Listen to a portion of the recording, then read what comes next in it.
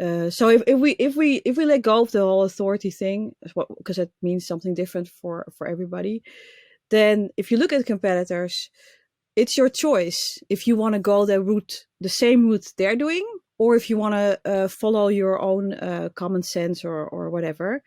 I would basically do a combination of both, because I wouldn't pin myself down to one link building strategy. I would start with one link building strategy, see how that works, right? And then build upon that. So if your competitors have a lot of bad or spammy links, then it's your choice whether you want to do that or not.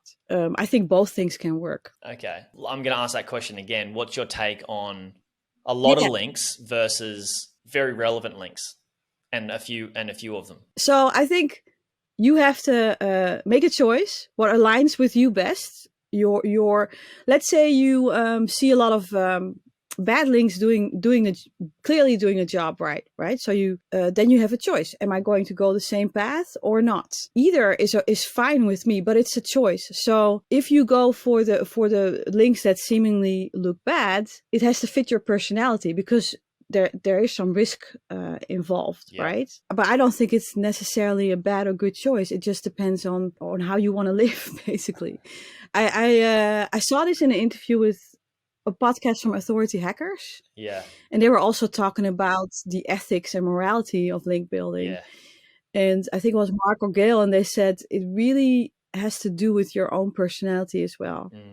You know, how you want to live your life. I don't feel good about building links from really spammy sites. Yeah.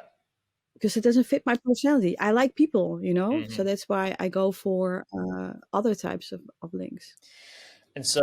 But I don't, Sorry, go on. I think people are sometimes too in one camp about these things, or they're, I'm more pragmatic, I guess.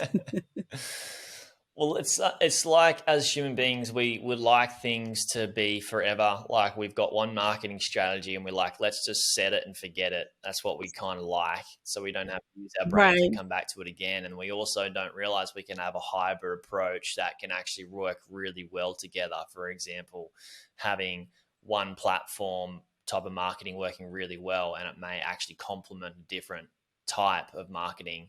And that could be the same with backlinks as well. You know, depending on how search engines determine a valuable backlink profile at any one given time, what might be relevant, how they value a backlink profile in 2022 may be totally different in 2032. And that blend of very relevant links with a few links that are just sort of spammy, not so relevant links may actually be a good approach. And hedging your bet. Would you agree? Yeah, I think you have a really good point. So I would be very careful still, right? So, but a blended approach where you just try a couple of things out one after the other, see what the effect is. It's a really good way to find out what works for you, but also a good way to spread the risk in a way, just like you say, right? If I have some bigger brand clients, and one of the things that shocks me is that their in-house teams, for instance, they tell them, don't link out, you cannot link out, even not no follow or whatever. You can't link out because that was bad. That was penalized by Google, la la la. And it's true. I think you got to be careful about making it such a black and white rule, because what happens, you're going to get all the links. You're going to get 75 links from your vendors every month or whatever, or more. And you're not going to link out. Well, how does that look? Yeah.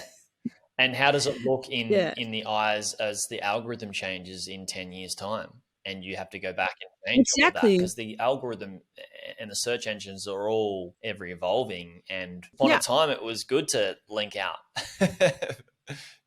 versus maybe a different story at a different time. Yeah, but then people scaled it, and it threw up a big pattern, right? So that's exactly what you said before with the blended approach. I think that's really, really good, because everything that you overuse and scale up, at some point it's going to be a pattern, and it's going to be copied by other people, and then it's dead.